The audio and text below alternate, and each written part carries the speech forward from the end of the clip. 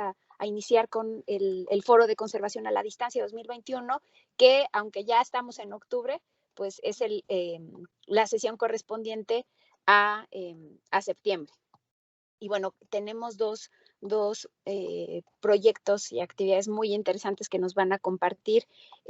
Mariana Díaz de León va a estar primero exponiendo y compartiendo las acciones que se han realizado en Templo Mayor, y después van a estar con nosotros Mónica Vadillo y Jessica Evangelista, hablándonos del trabajo que se ha estado realizando, específicamente de los podcasts que han realizado en el marco de la campaña de comunicación de prevención del tráfico ilícito.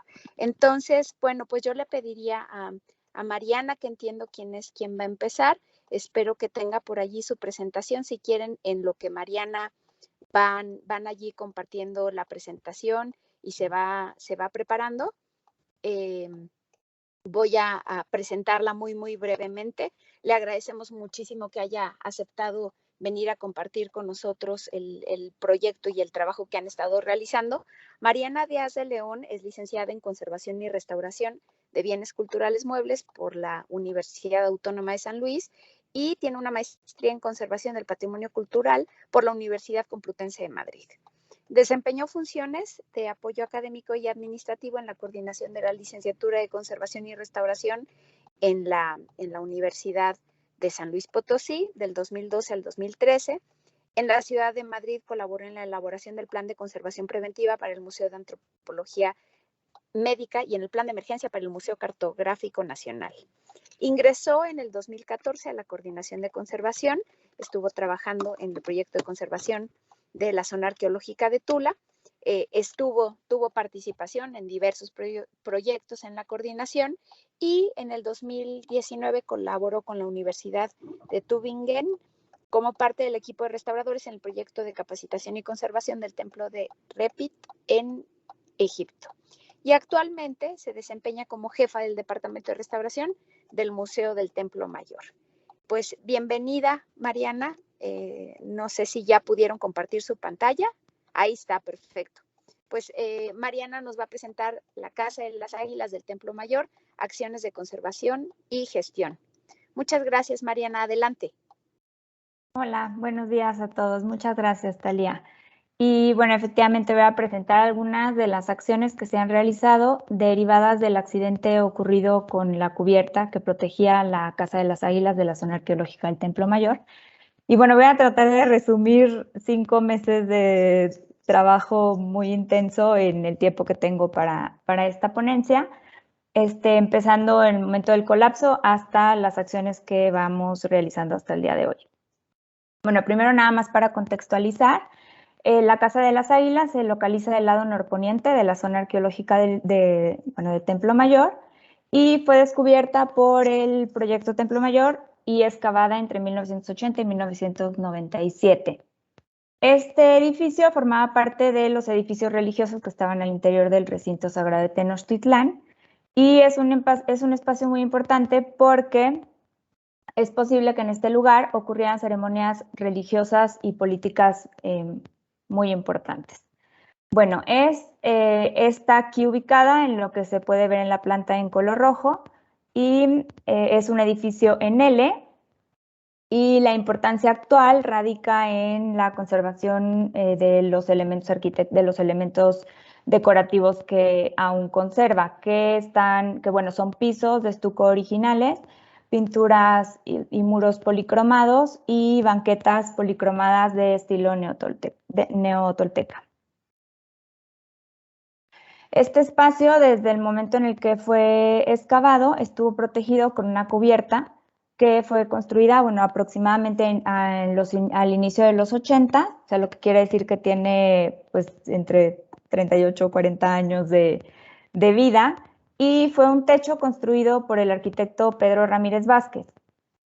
Este sistema consta de un sistema de tridilosa diseñado para lograr grandes claros sin requerir muchos soportes, gracias a la ligereza del material. Entonces, en este caso, únicamente cuenta todavía con 4 apoyos del lado norte, que es la calle que colinda hacia la vía pública, y tenían 9 apoyos que se recargaban sobre el paramento sur de Casa de las Águilas, o sea, directamente sobre las fachadas del recinto. Y bueno, pues el pasado 28 de abril se registró una granizada típica en el centro de la Ciudad de México, lo que causó que la estructura metálica no soportara el peso del granizo y pues provocó el colapso de la cubierta. Aquí esta es una imagen que me parece como muy impresionante porque se puede ver la cantidad de granizo que cayó ese día en la Ciudad de México. Entonces sí fue una cantidad como que nunca se había registrado, por lo que pues este techo no soportó tal carga. Entonces, bueno, en ese momento, en la noche, porque esto ocurrió durante la noche, nos trasladamos a la zona arqueológica para tratar de evaluar los daños.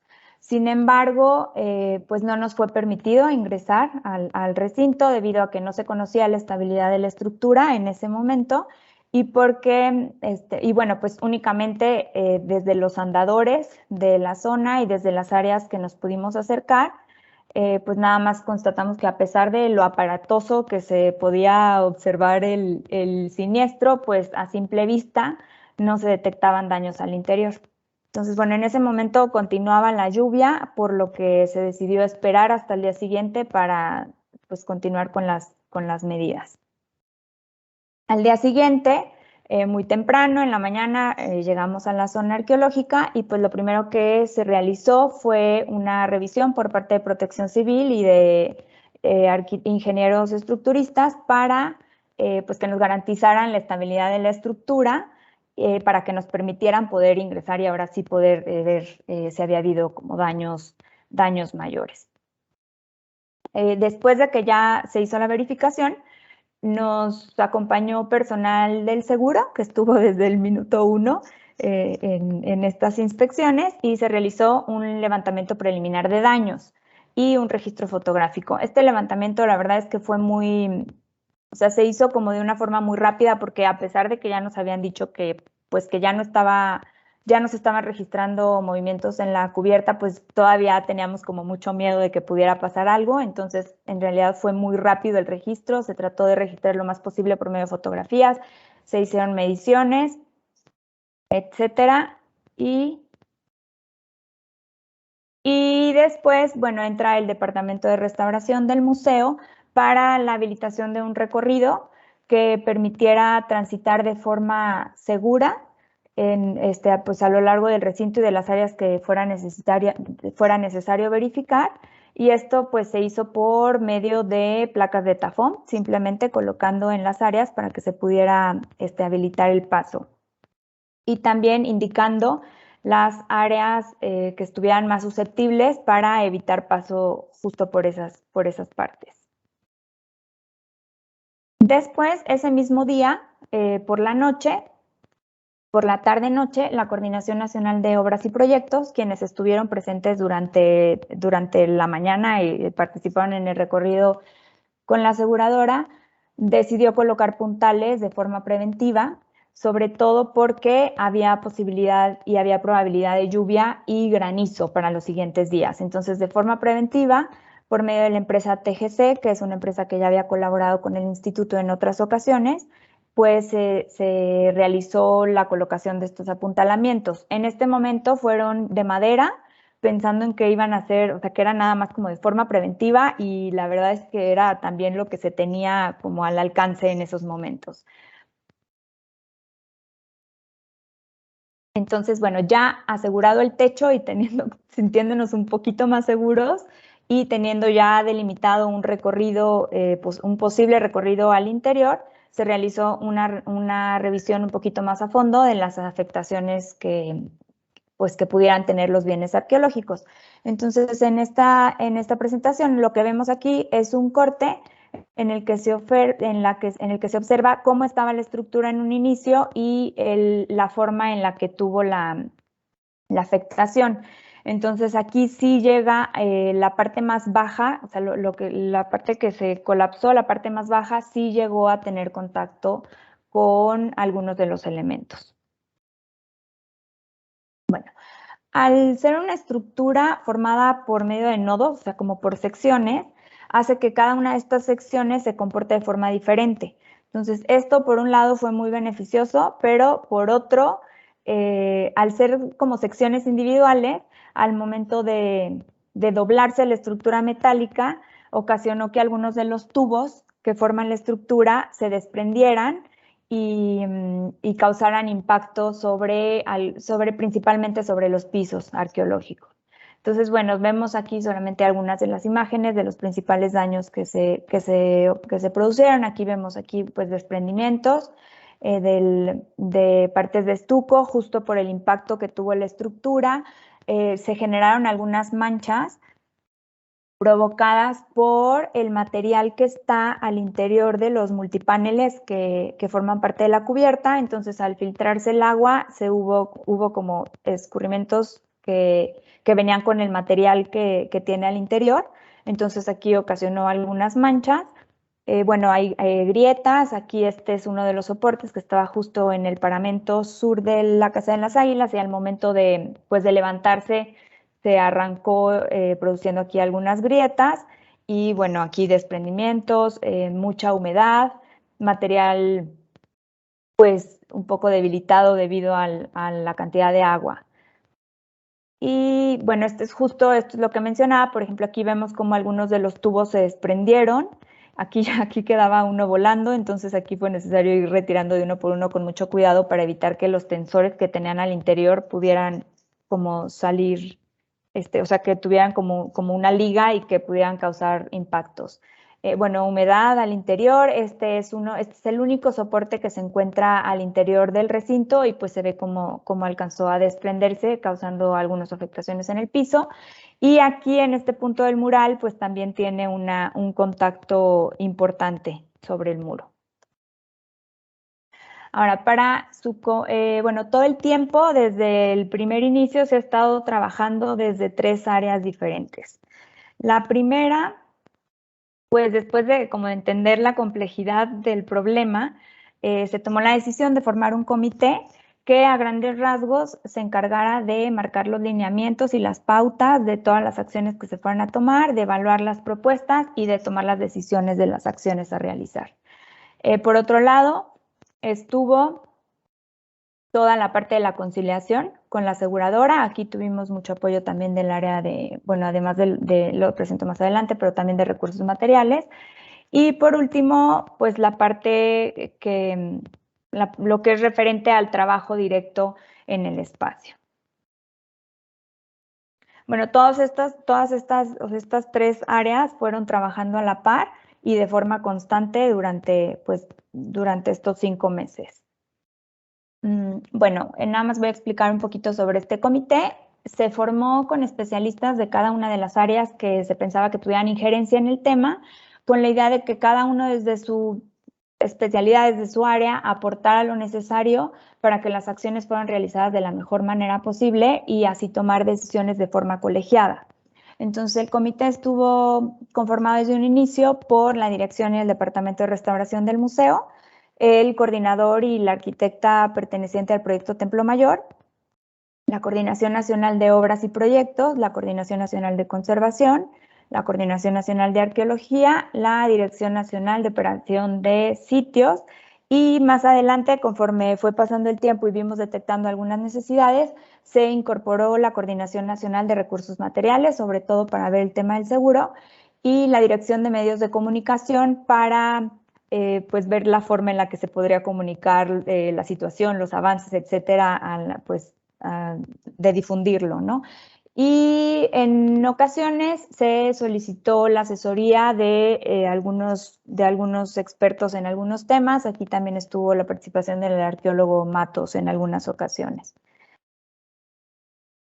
Y bueno, pues establecieron reuniones semanales en las que se veían distintos temas. Los principales fue pues hablar más bien establecer los lineamientos y las pautas que tenían que ver con el ingreso al sitio de trabajo, con la realización de los trabajos en sí y con el diseño de la nueva cubierta. Entonces, en esta parte nada más quiero hacer como un hincapié en que para Para el diseño de la nueva cubierta se realizó un documento, directamente Restauración lo realizó y luego lo puso a consideración de todo el comité, en el que se marcan los lineamientos que por parte de conservación se solicitan para el diseño de la nueva cubierta. Bueno, también se hacía la evaluación de las propuestas, tanto del retiro de la cubierta colapsada como de la protección temporal de los bienes arqueológicos y de los diseños de las nuevas cubiertas. Entonces, aquí para esto se hizo como una especie de invitación a algunas instituciones y algunas empresas para que hicieran una propuesta para el nuevo diseño de una nueva cubierta. Entonces se recibieron 4 propuestas, se hizo la evaluación y de forma colegiada se tomó la decisión de la que se consideró que era la más indicada. Igualmente, pues se aprobaban las propuestas y las metodologías a seguir durante todo este proceso y se dio seguimiento a todo el proceso de la conciliación con la aseguradora. Ahora, uno de los temas más complejos que se discutió en este comité fue lo referente al retiro de la cubierta, ya que por las características que tenía, se tenía que hacer una serie de consideraciones que dificultaba cualquier propuesta que se nos presentaba o que nos planteábamos en un inicio. Entonces, bueno, lo primero que se tenía que contemplar era el peso, que es de aproximadamente 60 toneladas. Entonces, como primera opción, pues lo que nos propusieron fue pues con una grúa que se retire, ¿no? A lo mejor en 2 secciones o de alguna forma. Pero debido a la ubicación de la Casa de las Águilas, esto no es posible porque el acceso de una grúa con las características necesarias para soportar todo este peso no es posible en este espacio debido a que la calle de Donceles, que es la que colinda con la zona, por la parte de abajo continúan los vestigios, o sea, la Casa de las Águilas sigue por debajo de esa calle, por lo que definitivamente el uso de una grúa de este peso pues no era factible. Otro limitante era el número de personas que se permitía para trabajar al interior de forma simultánea. Esto pues pensando en la fragilidad del piso y en la cantidad de peso y de carga que se iba a establecer al interior y también como el que no se pudiera tener un control, ¿no?, de lo que pasaba con la gente al interior. Bueno, y debido a la complejidad de los trabajos, porque todas las opciones que nosotros analizábamos, pues no existía la posibilidad de hacer el retiro y la colocación en menos de 4 meses, ¿no? O sea, se estimaba un tiempo de 4 a 7 meses, por lo que entonces también se tenía que pensar en la forma de proteger los vestigios durante todo este tiempo y pues también se estableció la necesidad de la colocación de una cubierta temporal. Entonces, contemplando en cuenta todo lo anterior, todas estas consideraciones, y después de muchos trabajos y de muchas modificaciones a propuesta, se concluyó que la mejor manera para realizar el retiro de la cubierta sería haciéndolo por secciones.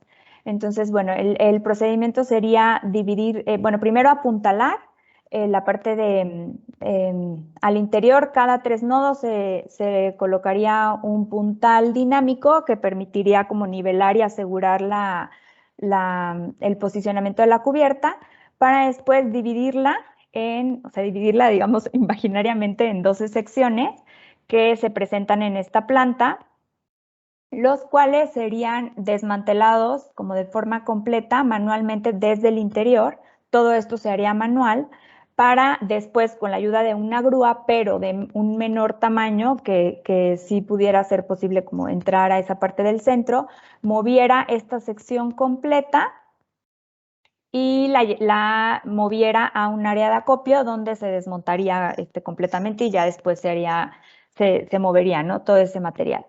A la par del retiro de cada sección, se montaría una torre de andamios con estas características y sobre estas se van a colocar láminas delgadas que funcionarían como una protección temporal y así se seguiría sección por sección. Entonces, una vez que se realice el retiro completo de la cubierta colapsada y que se tenga una protección temporal a base de andamios y láminas, ahora sí se procedería al montaje esta es la ubicación de las torres de andamio. Entonces, una vez que ya se tenga esto, ahora sí se procedería a la colocación de la cubierta temporal, la cual sería igualmente por secciones y digamos que se reutilizarían o se utilizarían también estas torres que ya están montadas y se haría por secciones igual, pero secciones más grandes. O sea, sería nada más el montaje de 4 secciones. La idea es que se prefabrique todo el techo en un área aparte y ya nada más llegue y se monte. Bueno, entonces ya teniendo claro todo este proceso, de qué forma se haría la sustitución de la cubierta, se continuó con el diseño de la protección de todos los elementos al interior. Esto debido a que no conocemos el comportamiento que vaya a tener la tridilosa durante el desmontaje.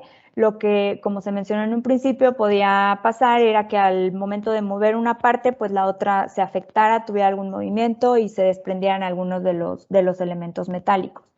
Entonces, sí se fue muy insistente en que era necesario proteger todo el interior.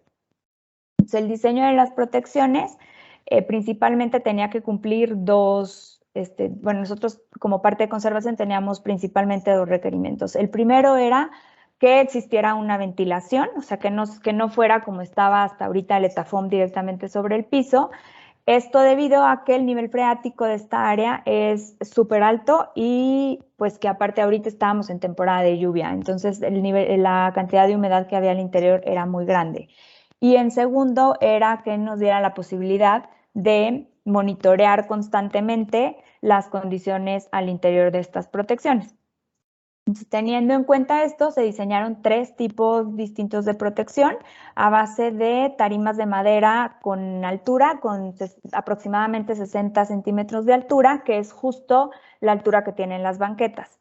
Entonces, los pisos se protegerían por medio de tarimas de madera que tuvieran 6 apoyos. Y en las banquetas esto no sería posible porque digamos que los últimos apoyos pues interfieren con la banqueta, por lo que se diseñó se hizo este diseño en cantilever, que sería únicamente por medio de 4 apoyos y el último recargaría una parte directamente sobre la banqueta. Para el caso de los muros se optó por encofrarlos con madera. Entonces, en estos tres diseños, la protección sería por medio de madera de pino de 19 milímetros y con una interfase de TAFOM para que en ningún momento tuviera contacto la madera directa con los elementos. También, bueno, se solicitó ya nada más que antes de que la madera ingresara al espacio, esta fuera tratada con un biocida. Y por último, se solicitó que se señalara sobre las tarimas el recorrido permitido y las áreas en color rojo o de alguna forma se indicaran las áreas que definitivamente no se podían pisar, que era principalmente donde están las banquetas.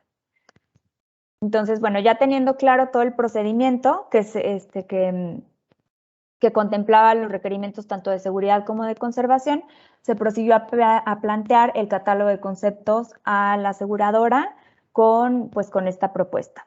Entonces, aquí se decidió trabajar de 2 formas, en 2 etapas, digamos. Primero, conciliar todo lo referente a la cubierta para después pasar a la parte de los vestigios o de la parte arqueológica.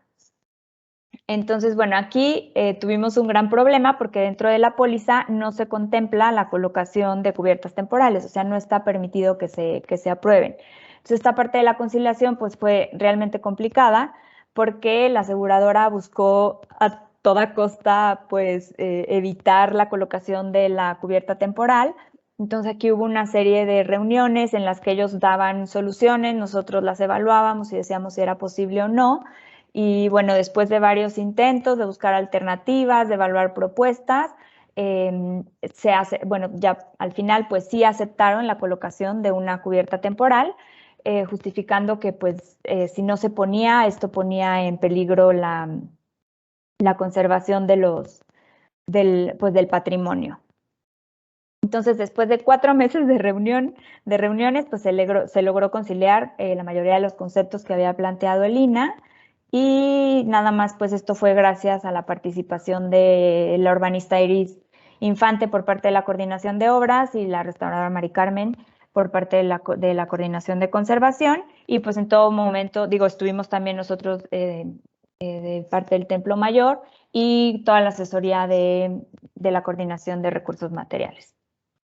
Y por último, pues voy a presentar de una forma como muy resumida las acciones de conservación que se realizaron por parte del Departamento de Restauración y por parte de la empresa TGC, quien también cuenta con restauradoras que están de planta durante todos los trabajos. Primero se vio la necesidad de cambiar los apuntalamientos que se habían puesto, los apuntalamientos preventivos de madera, fueron sustituidos por apuntalamientos de metal y que tuvieran como reguladores, que podían como funcionar, o sea, eran más estables y daban mayor seguridad para los trabajos. Después, bueno, otro problema que surgió fue que debido a los movimientos que tuvieron los paneles, se generaron filtraciones de agua al interior. Entonces, aquí como o sea, lo que se hizo al principio fue que se trató de captar el agua que se estaba filtrando por estos agujeros por medio de canaletas de PVC.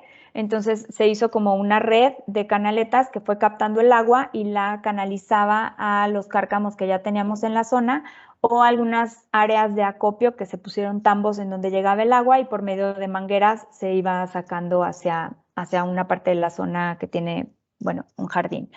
Y eso ya lo teníamos controlado, pero después vino el sismo del 7 de septiembre del pasado, en este mes, y esto generó un poco de movimiento, entonces nos generó nuevas filtraciones.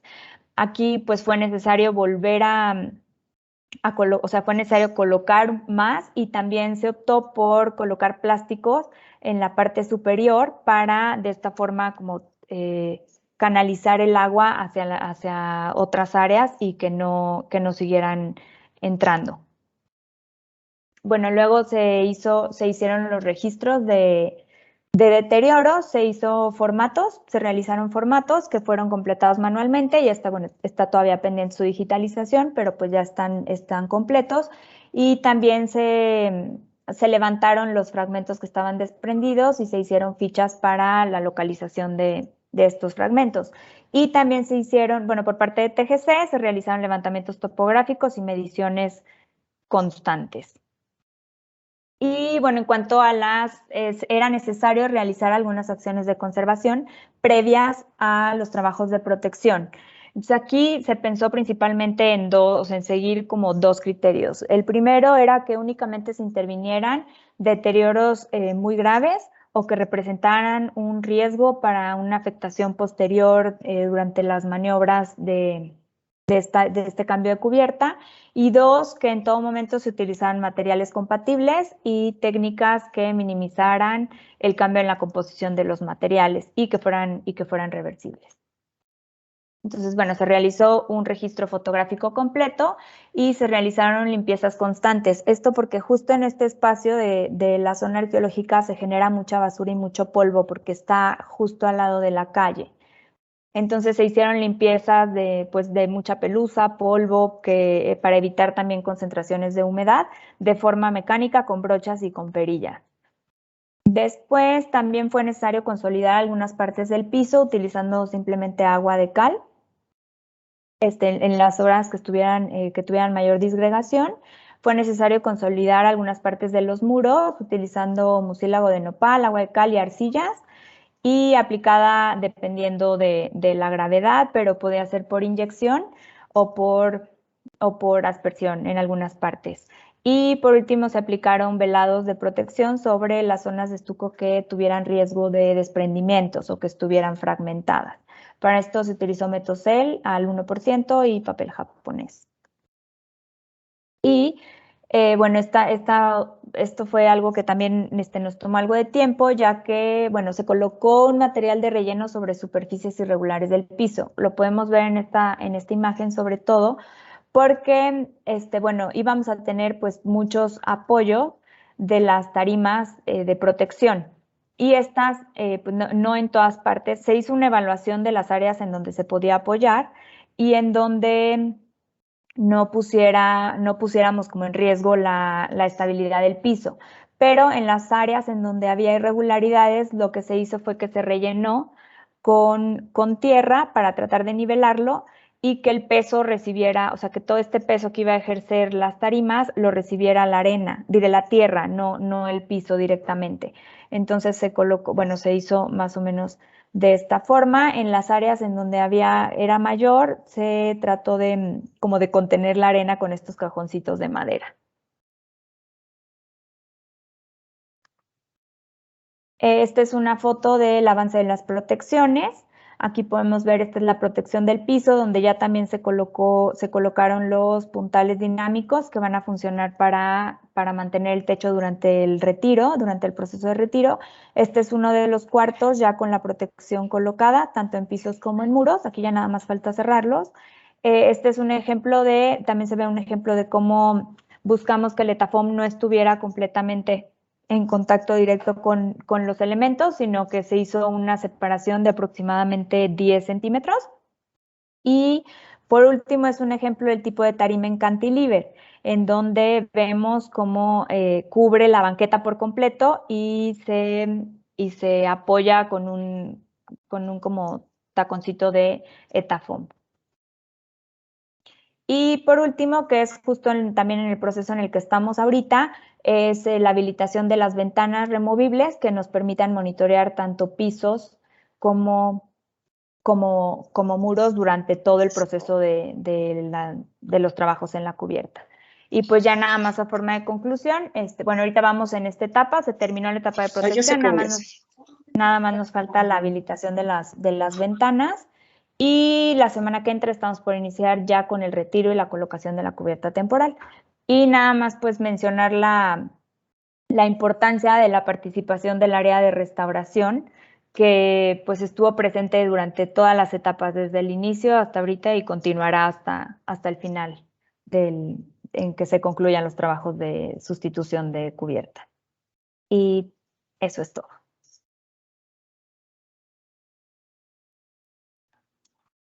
Muchas gracias, Mariana. Pues creo que hiciste un esfuerzo muy bueno de síntesis de una cantidad de actividades impresionantes que se han estado realizando. Me queda clarísimo que bueno, me imagino que para ti es una experiencia como pocas hay, ¿no? O sea, por la complejidad y las implicaciones que tiene un proyecto de esta envergadura, en todos los sentidos, ¿no? En la parte administrativa, técnica, de coordinación del equipo.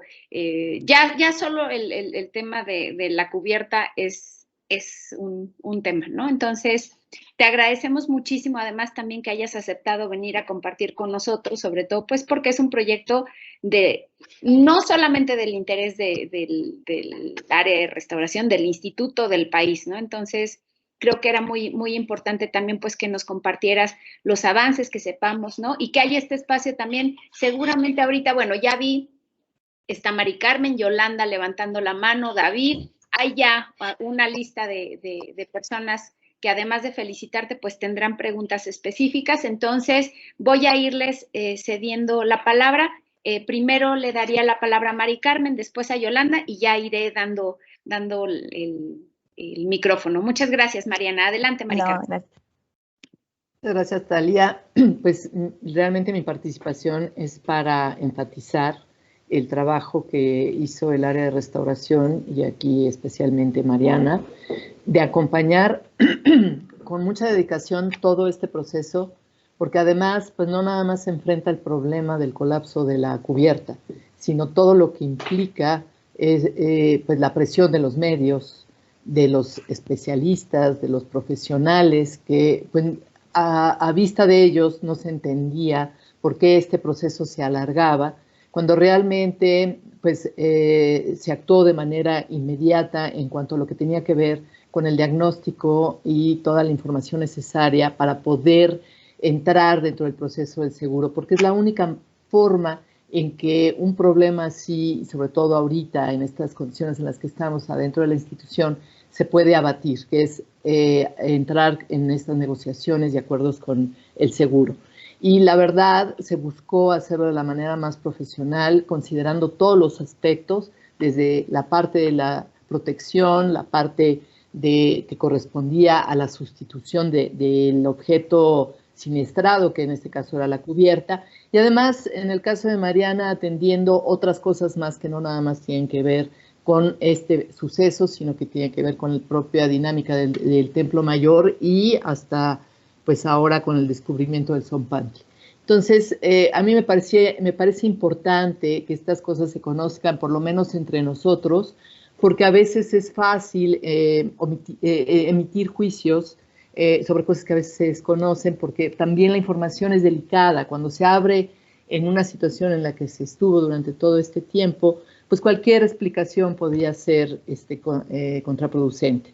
De hecho, hubo mucho hostigamiento hacia la directora del Museo de Templo Mayor, Patricia Ledesma, y también no sé qué tanto lo hayan recibido otros de los pues, trabajadores.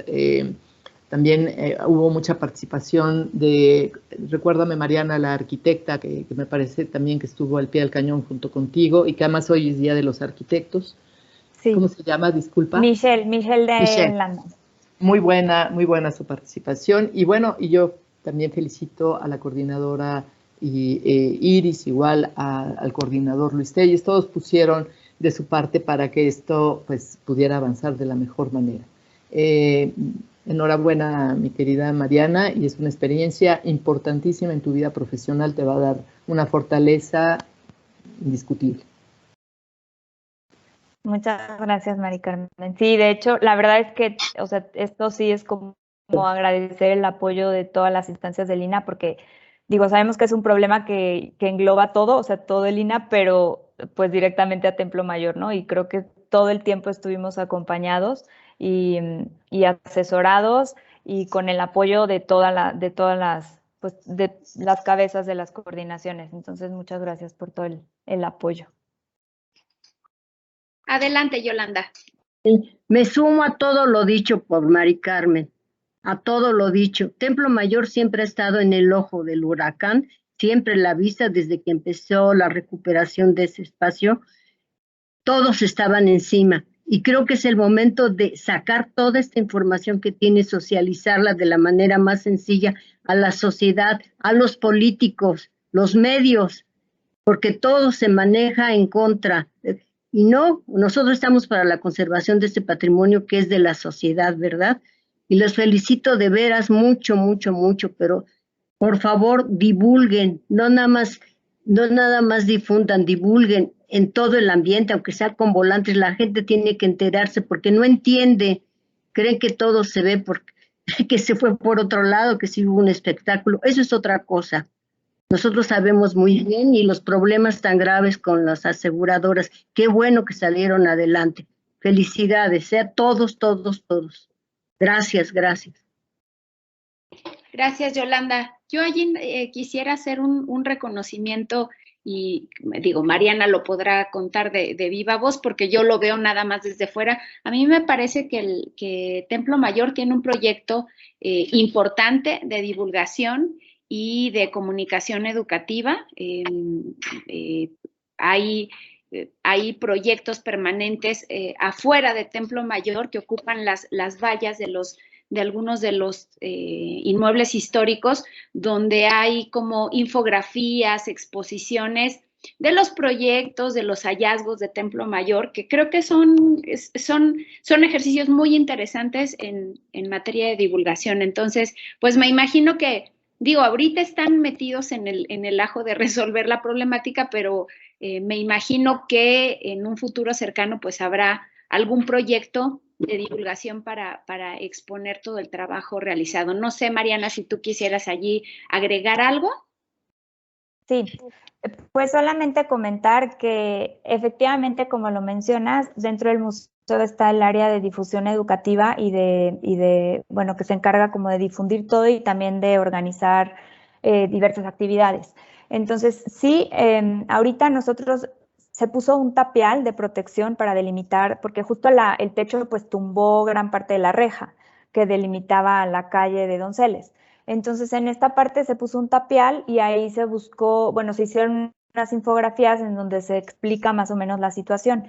Y también, como mencionas, en algunos de los corredores de la Ciudad de México se utilizan para pues brindar información a los peatones que tiene que ver con lo que sucede en el museo. Aquí también tuvimos no sé si mala o buena suerte, que se nos empalmaron muchas cosas. Y aquí, bueno, también fue una fecha muy importante para el museo porque se conmemoraron los 500 años de la caída de Tenochtitlan. Entonces, este proyecto pues ya se había iniciado, en el que se iba a utilizar estos corredores para la colocación de información sobre las ventanas arqueológicas que formaron parte del corredor arqueológico como parte de las conmemoraciones de esta fecha. Entonces, actualmente estos corredores tienen información que es más sobre los hallazgos que ha tenido Templo Mayor, tanto el proyecto como el museo, pero efectivamente en algún momento se programará poner ahí parte de todo, o sea, a lo mejor algún resumen, como lo que traté de dar hoy, de lo que se realizó para pues llegar a la decisión de la forma en la que se haría la sustitución de este techo. Muchas gracias, Mariana. Antes de darle la palabra a David, y creo que después está Berta, nada más decirte que hay felicitaciones amplias de Armando, de Norma, de Claudia Sánchez, Alejandra Burillón, Mari Carmen, que ya también te lo había dicho. Teresita nos dice, felicidades, Mariana. Me parece muy importante los lineamientos que redactó Restauración para el Techo Nuevo. ¿Nos podrías platicar más de esto, por favor?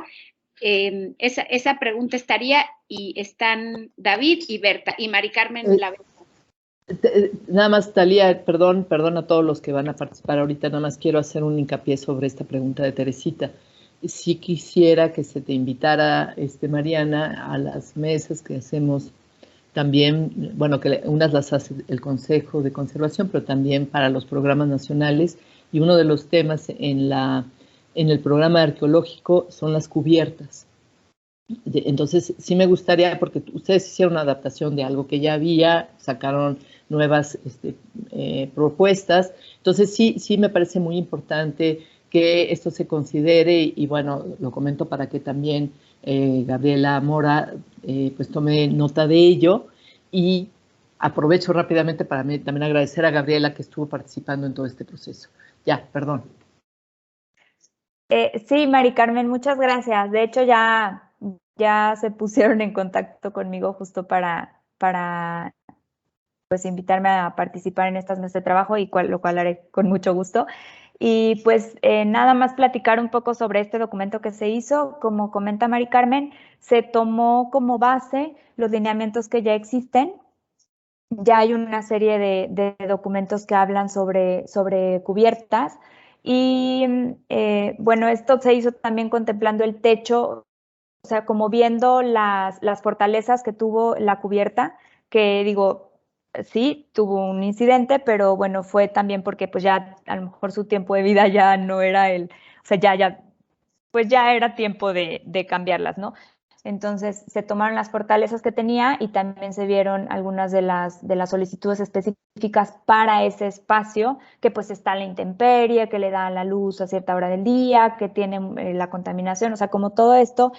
Y pues este documento específico es para ese espacio, pero digo, creo que ese tema, como dice Mari Carmen, es muy extenso, se podría platicar ya a lo mejor desde otro sitio, pero en caso de que quisieran también ver el documento que se realizó por parte de Templo Mayor, pues también se podría divulgar entre nosotros como restauradores. Muchas gracias, Mariana. Le daría la palabra a David y después a Berta Peña. Hola, sí me escuchan, ¿verdad? Pues primero me sumo a las felicitaciones porque es un trabajo ejemplar y creo que lo están llevando súper bien y va a tener un resultado espectacular. Quería preguntar en específico si a partir de toda la experiencia que han tenido, tanto analizar cada tornillo, cada fierrito, cada cosa de esa cubierta, Y al elaborar las nuevas propuestas, si han pensado cómo podrían hacer para evitar que pasara alguna otra cosa similar en las otras cubiertas y para que también no hubiera cualquier otro tipo de desastre, no solamente con caídas de granizo, sino que, no sé, en sismos, etcétera, con la nueva cubierta, de forma que pues la vulnerabilidad de ese sitio pues se reduzca lo más posible, ¿no? Sí. Bueno, aquí qué bueno que haces esta pregunta, porque sí, efectivamente, a raíz de este incidente, se decidió hacer una evaluación de las otras 3 cubiertas que hay en la zona arqueológica. Entonces, nada más, creo que sí es como importante tener que estas cubiertas tienen 40 años, ¿no? Se diseñaron hace 40 años cuando los reglamentos de construcción eran totalmente diferentes. Entonces, nosotros ahorita ya nos estamos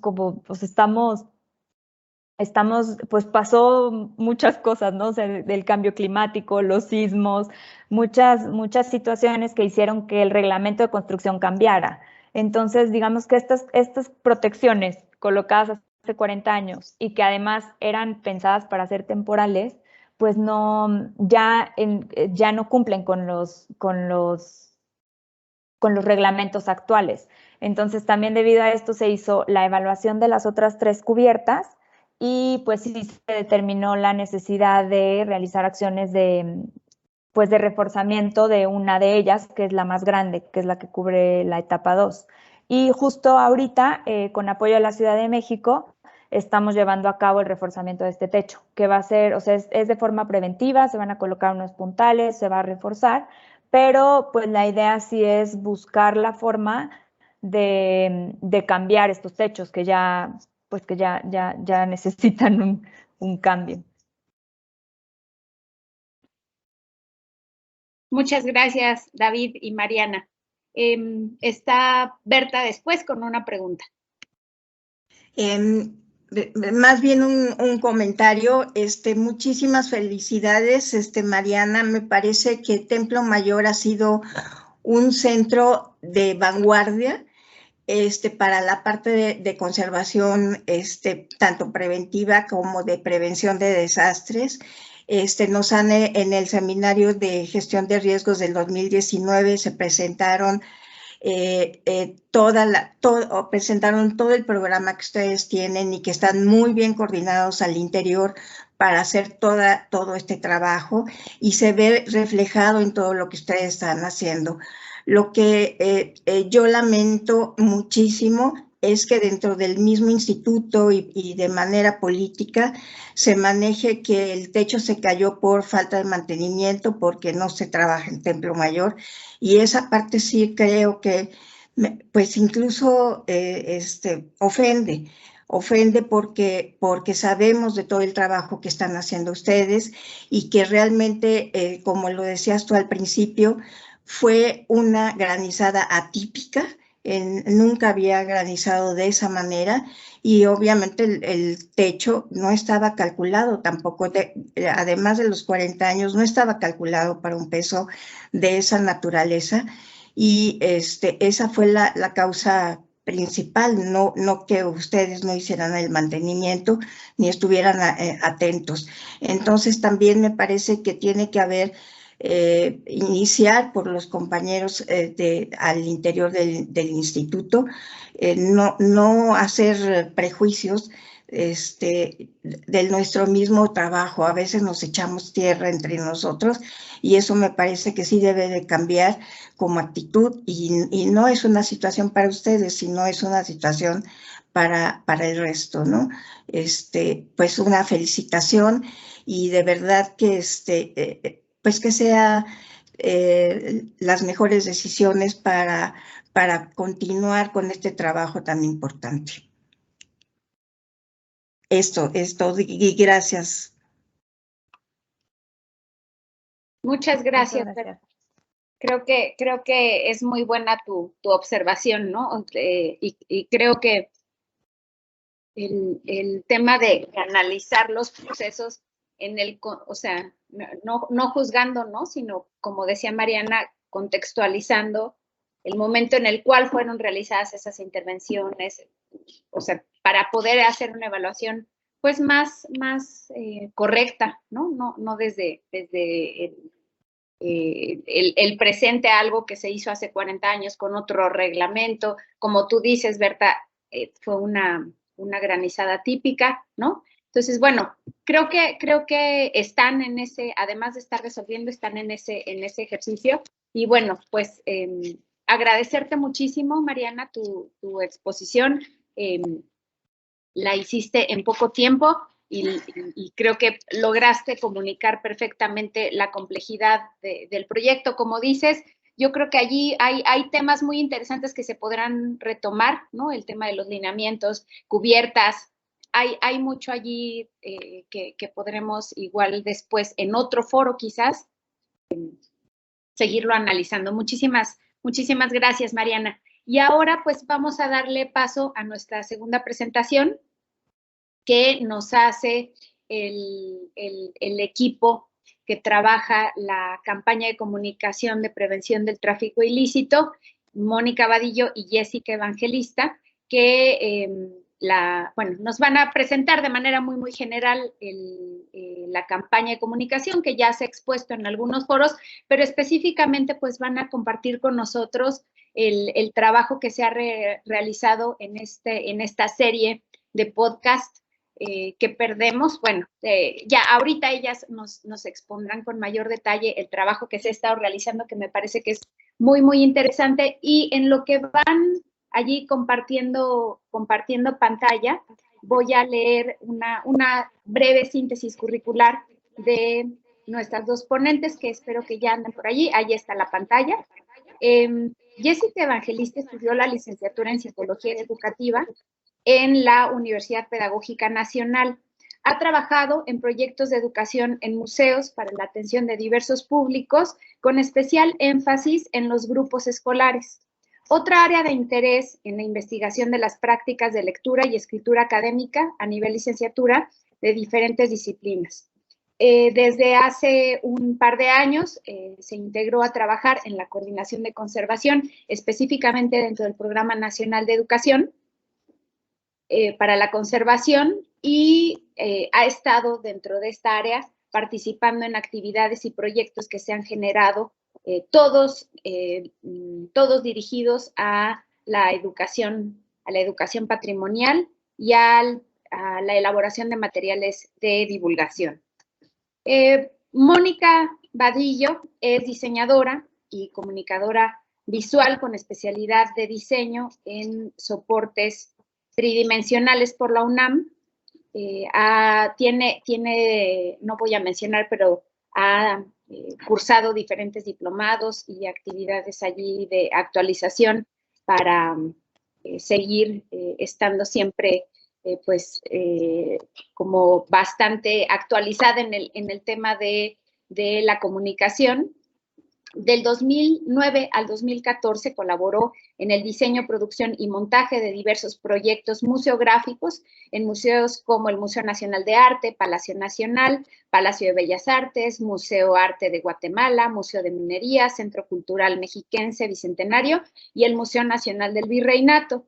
Desde el 2014 hasta la fecha, se desempeña como diseñadora gráfica en proyectos de la Coordinación de Conservación. Y bueno, las dos, a partir de este proyecto que se aprobó con la Embajada de Estados Unidos, pues las dos, junto con María Eugenia Rivera y el equipo de comunicación y enlace, pues han estado ahí al frente del desarrollo de la campaña de comunicación de prevención del tráfico ilícito. Les doy la bienvenida a Jessica y a Mónica. Les agradezco mucho que hayan aceptado presentar este trabajo que se está realizando, y pues ya les cedo el micrófono. Muchas gracias. Adelante. Hola a todos. Bueno, pues esta vez ya hemos estado presentando la campaña muchas veces. Ojalá que les resulte algo interesante este elemento que les vamos a presentar, que tiene que ver más con los elementos narrativos de la campaña, los materiales que buscan recuperar más historias, ¿no? Y bueno, ya les contaremos un poquito más sobre esta. Bueno, la campaña, como ya les mencionó Talía, el podcast surge para la campaña que se llama ¿Qué perdemos cuando nos roban el patrimonio cultural? Y bueno, justo nos preguntábamos pues qué tipo de materiales nos gustaría, de los que nos gustaría valernos para destacar acerca de lo que se pierde, porque muchas veces en las campañas que son de la prevención o para evitar el tráfico ilícito, siempre se habla que se pierden cosas de identidad, que se pierde memoria, que se pierden cosas que son muy valiosas, pero pocas veces creo que se desata cuáles son todos estos elementos valiosos que están alrededor o en un bien mismo, ¿no? Entonces nos parecía que destacar las historias que están, que son parte de estos bienes, son los elementos que ayudan un poco a hacer menos abstracto eso de la identidad y de la memoria, ¿no? Entonces, pues bueno, en la búsqueda de los elementos que nos ayudarían a generar los materiales que aportaran al propósito, pues nos pusimos a pensar en las historias que se recuperan a partir de los bienes que pueden ser repatriados o que tienen como un desenlace afortunado, a diferencia de los cientos de miles que se pierden al año, ¿no? En nuestro país y en todos lados. Y pues justo como tratar de contar esas historias que hay, o sea, como desde que un bien, desde que una fachada maya es creada, hasta los elementos que son incorporados cuando estos bienes se recuperan y regresan a las comunidades, como pueden ser unas pinturas o como pueden ser un gran retablo que quizás antes nadie conocía, pero que ahora se asocia con la comunidad de migrantes, ¿no? Que regresan, por ejemplo, a Puebla. Y pues otro elemento es como estas historias que genera la comunidad de restauración. Y bueno, con historias no nos referimos a cosas imaginarias y también nos referimos a ellas, pero también con historias pues tiene que ver con todos esos elementos narrativos que se van agregando a los objetos, ¿no? Que son a veces discursos científicos, como los que hace la comunidad de restauración al momento de intervenir e interpretar un bien cultural. Y pues justo son diferentes historias creadas por distintas comunidades, ¿no? Entonces, acá nos interesa recuperar, o nos interesaba como mostrar esas historias que generan quizás una comunidad asociada a un templo, pero también esas historias derivadas de la intervención de los bienes, por ejemplo, en nuestra coordinación. Y bueno, pues aquí la inspiración para realizar esta serie pues tiene que ver con aspectos narrativos que pudieran ser del interés de muchas más personas, ¿no? Aunque muchos de estos bienes pues son parte de las comunidades, otros bienes pues pueden resultar distantes y entonces tendríamos que buscar aquello que pudiera generarles pues un poco mayor de atracción, ese gancho pues para revisar nuestros materiales. Y entonces pues uno parte desde su propia experiencia y pues viendo ahí la película está en museo, no sé si la conozcan, pues ahí se nos ocurrió que se podría hacer un buen elemento para tomar la atención de las personas. Entonces les voy a reproducir brevemente este video, solo un minuto de un relato que quizás algunos o muchos conocen y que está bien interesante. Oh, ya me botó esta cosa. Denme un segundo. Oh.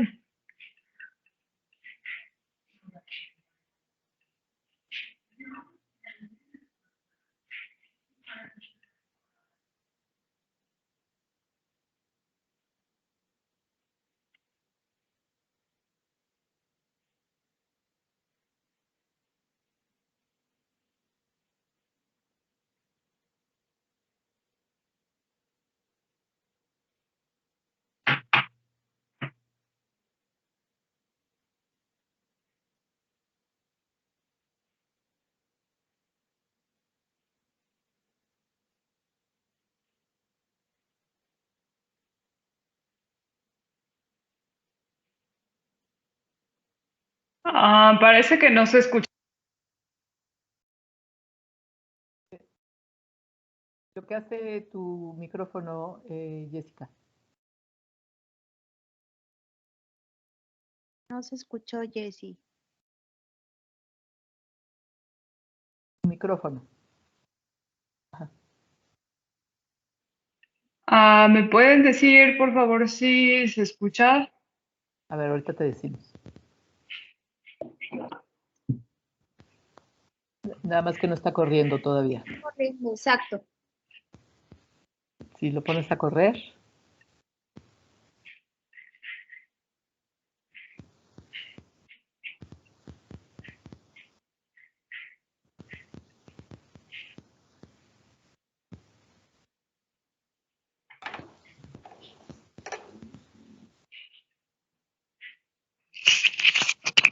Mónica,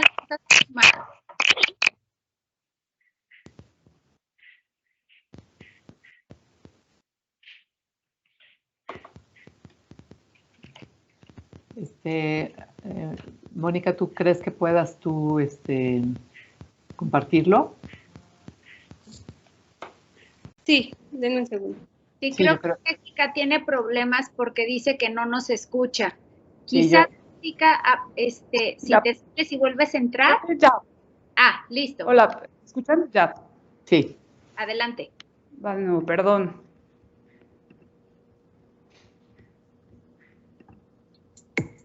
Ahora sí, ¿se escucha? Perfecto, sí, gracias.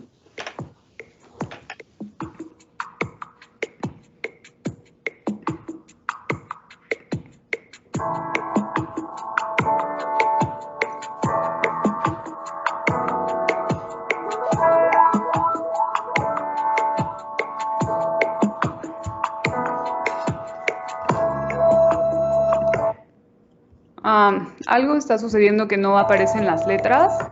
A ver, ahí va de nuevo, perdón.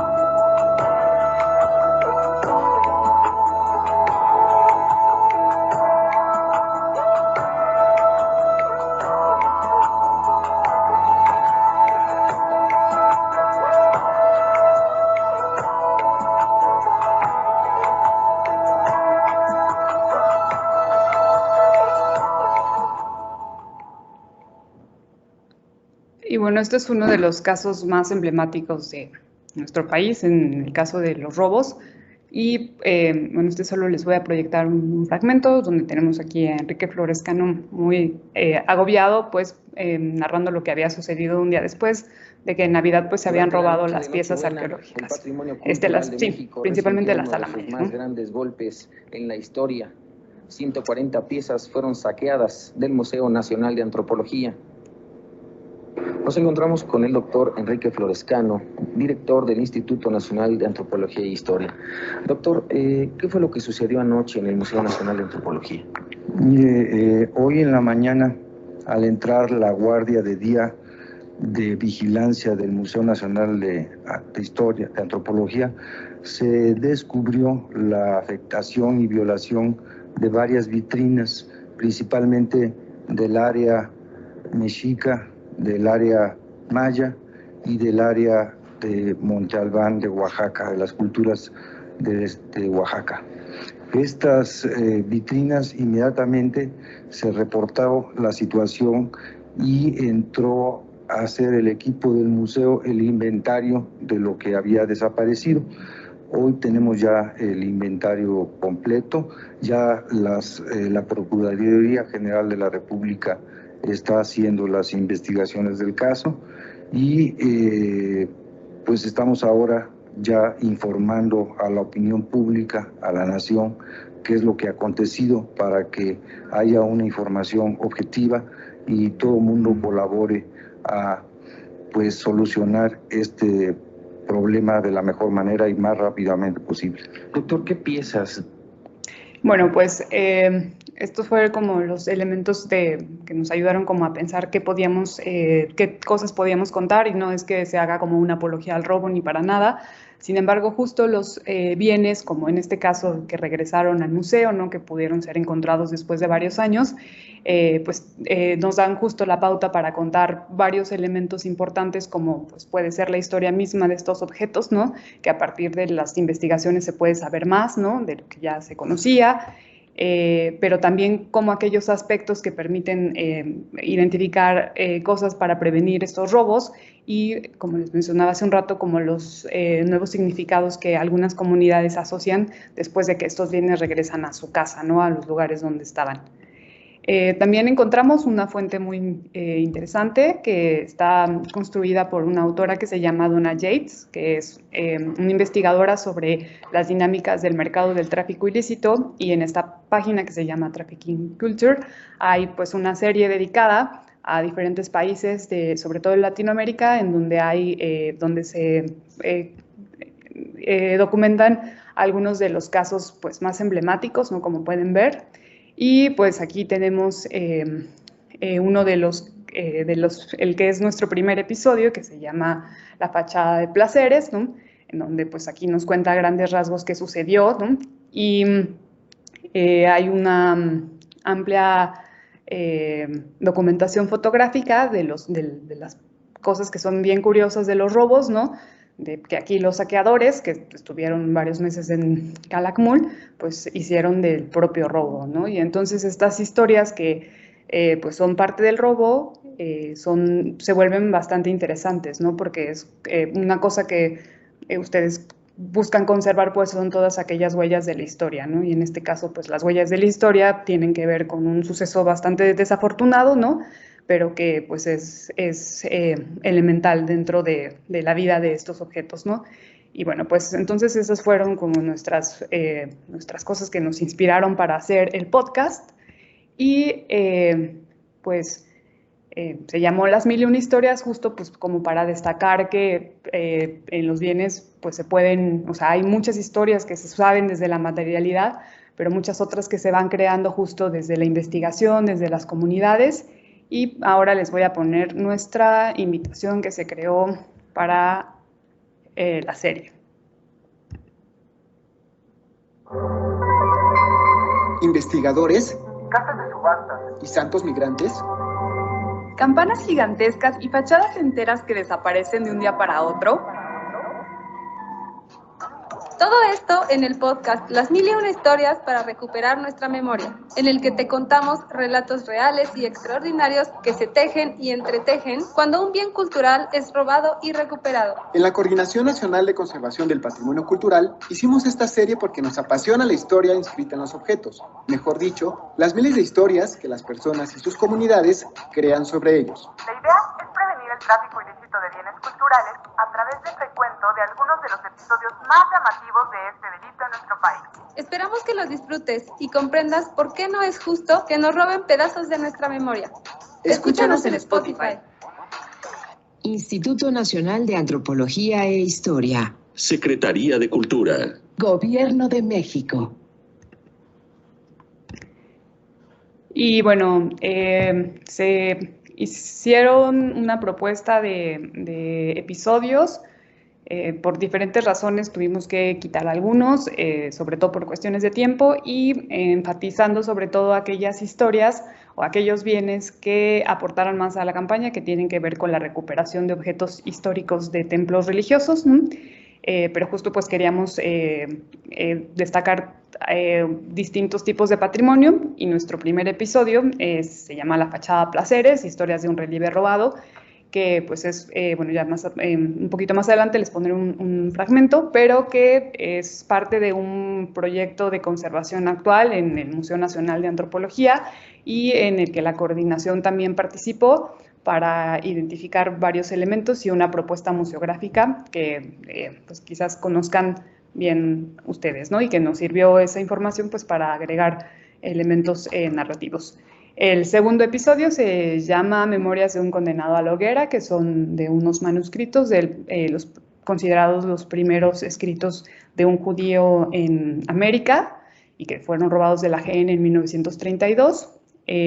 Nuestro episodio 3 fue El silencio de las campanas. Este es uno de nuestros episodios más queridos porque son unas campanas de Montemorelos Escobedo que fueron vendidas, bueno, se intentó venderlas por partes en estos mercados de fierro. Y por último, y el que está ahorita más reciente, es la tabla de un San Francisco migrante, que es un fragmento, creo que quizás fue un retablo en uno de los conventos a las faldas del volcán, que es Xochimilco. Bueno, en estos episodios, los temas que nos parece importante destacar, pues por un lado es como comentar el modus operandi de estos robos, los orígenes de la pieza, ¿no? Cómo fue su manufactura. En el caso ya de la recuperación, contar cómo fue el proceso de restauración, porque pues muchos de ellos, justo por el viaje, por los procesos mismos de saqueo, pues quedaron bastante endebles, ¿no? O fragmentados, como fue en el caso de la fachada Placeres, y destacar aquellas historias que se crean a partir de lo que se recupera. Entonces, brevemente les voy a poner unos fragmentos. En el caso, en nuestro primer episodio de la fachada, y denme un segundo.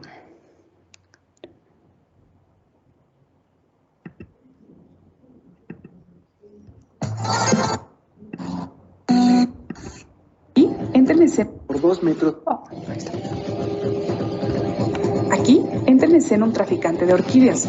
En algún momento, él pensó que también podía enriquecerse mediante el saqueo de piezas arqueológicas ocultas en una selva mexicana. Así que, junto con su esposa embarazada, se fue a acampar durante 3 meses a Campeche, cerca del edificio donde se encontraba la fachada. El traficante de orquídeas no actuaba solo. La operación estaba financiada por Henry Beta, seudónimo de un expiloto de la Fuerza Aérea de Estados Unidos, quien, desde Nueva York, orquestó, pagó el saqueo y buscó a un comprador.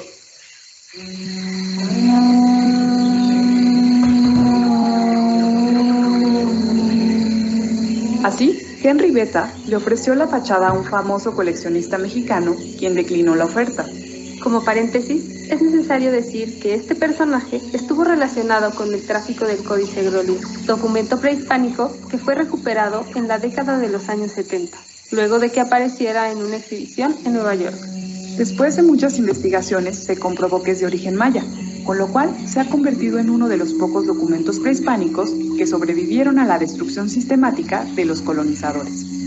Ante el rechazo, Henry Beta no tuvo dificultades para identificar a otro cliente. Sin embargo, la fachada debía llegar a Nueva York.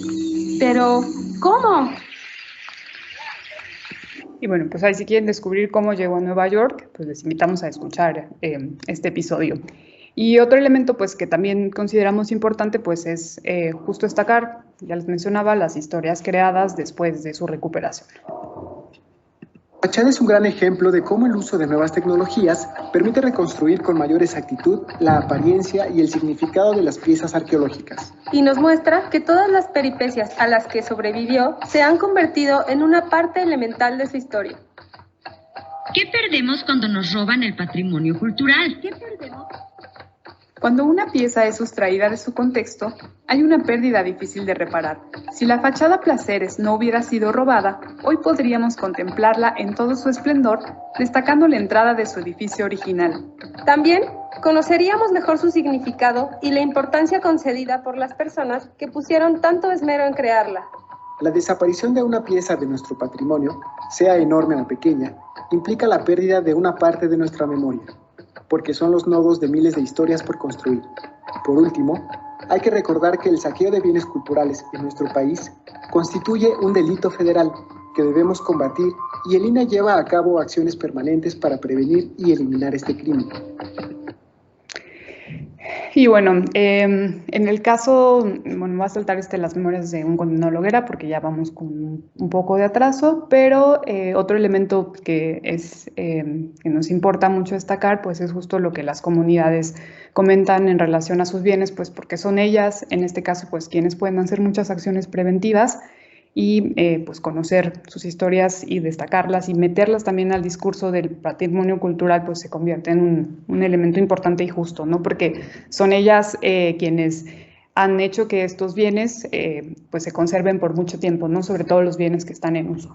Y bueno, en el caso de las campanas de Escobedo, pues este es un caso emblemático que la Cordi trabajó hace unos años y pues nos tomamos la tarea como de volver a contactar con la gente de la comunidad y pues está interesante cómo reconstruyen ya unos años después los sucesos, ¿no? Entonces aquí en una llamada telefónica con el que ahora es el campanero y uno de los custodios, pues nos contaba cómo fue este relato y ya, solo es este fragmentito lo que les voy a poner.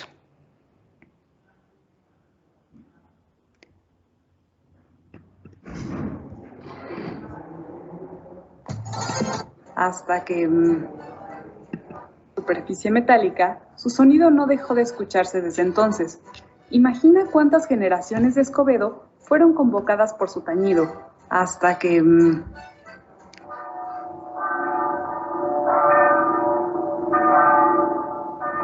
Unos ladrones creyeron encontrar en esta capilla una mina de oro, o en este caso, de bronce. Era la mañana del lunes 8 de septiembre de 2014, cuando una de las mujeres responsables del cuidado del templo fue la primera persona que se percató de la desaparición de las campanas. Según su relato, en la mañana del lunes se dirigió apresurada a la capilla. Había tenido un sueño en el que la Virgen de la Concepción había sido robada. Con alivio descubrió que la escultura se encontraba en su lugar, pero le aguardaba una sorpresa en la entrada de la iglesia. 2 de las 3 campanas, cada una de casi 90 kilos, ya no estaban. ¡Se las robaron! ¡Se las robaron! Gritó la mujer al entrar a su casa. Su esposo y su hija pensaron que se trataba de una broma. Ante su insistencia, se dirigieron a la capilla, donde sus ojos comprobaron que las campanas ya no estaban. El pueblo de Escobedo recuerda en las campanas que fueron robadas su historia. Les pedimos a todos, incluso a los que las bajaron y se las llevaron no sé a dónde, en el nombre de Dios les pedimos que no las vendan, no las negocien y las regresen, porque ellas tienen un valor muy grande, un valor no económico, sino un valor histórico, porque nos remontamos en ellas a la fundación de la misión que se asentó ahí, la misión de la Inmaculada Concepción. Bueno, pues hasta ahí voy a dejar, ojalá que sea de su interés escucharlos completos.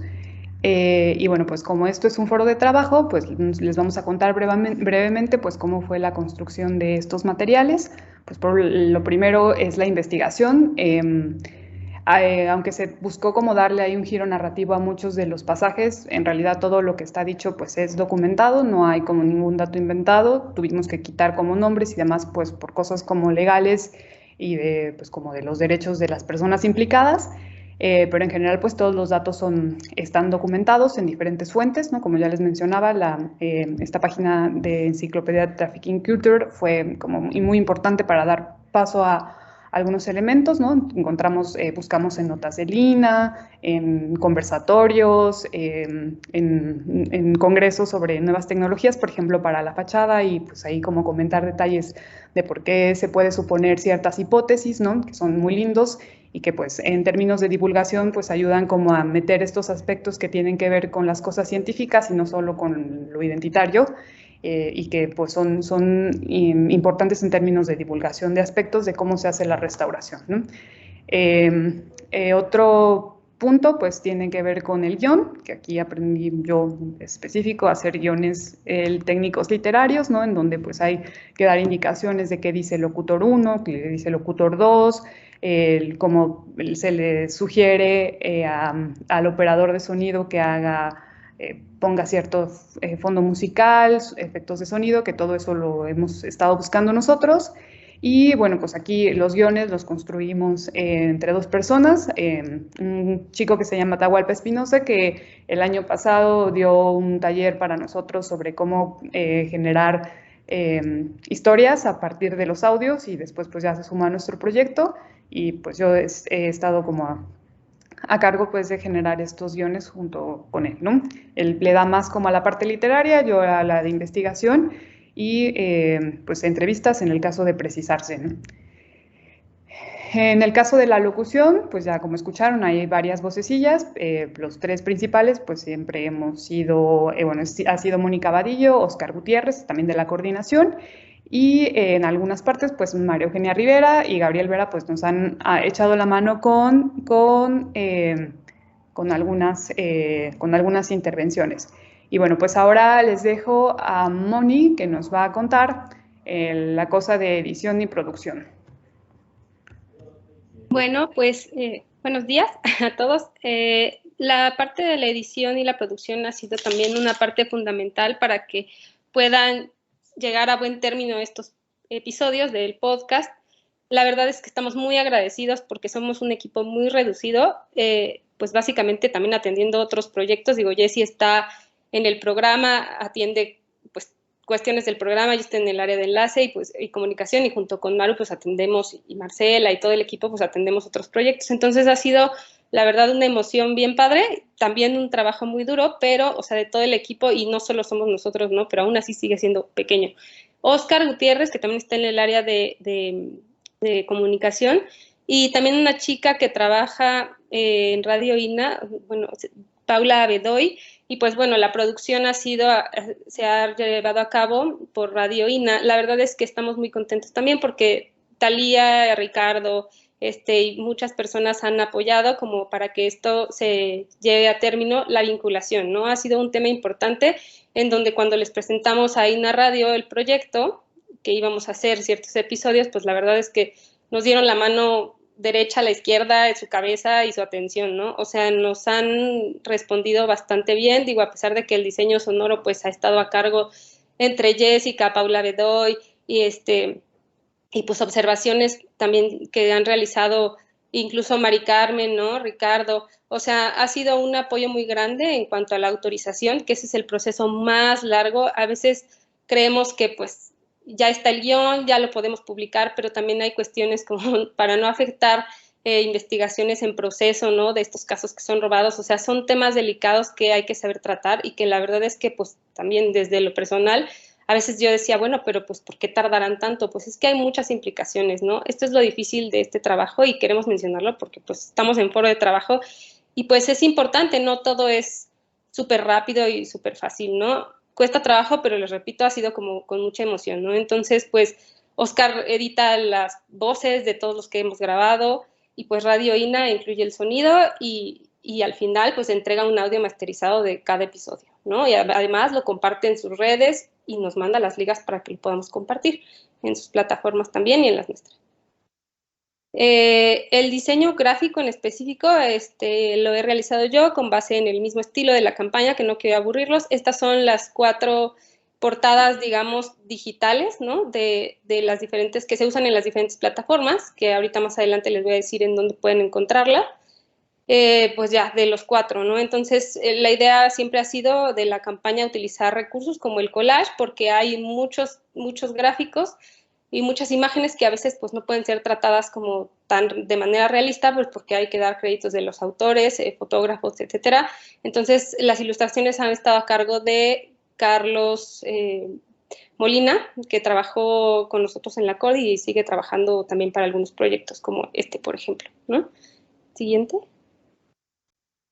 Y bueno, la difusión ha sido algo importante. Les pediríamos, si es de su interés, que nos ayuden a compartir estos audios para llegar a nuestros públicos objetivos, que son, pues, en esta pandemia ha sido difícil, pero es importante llegar sí a un público general, pero de alguna forma que les interese o que tengan conocimiento sobre el tema del robo y el tráfico ilícito de bienes culturales. No es un público súper amplio, es decir, no es la señora que vende en el tianguis, ni yo que, bueno, si no fue trabajar en la coordinación, ¿no? Que a lo mejor soy simple diseñadora de no sé, de alguna marca, pero sí, en específico, pues, es persona interesada en la identificación del problema del robo y el tráfico ilícito de bienes culturales, o quienes usan y resguardan el patrimonio cultural religioso, ¿no?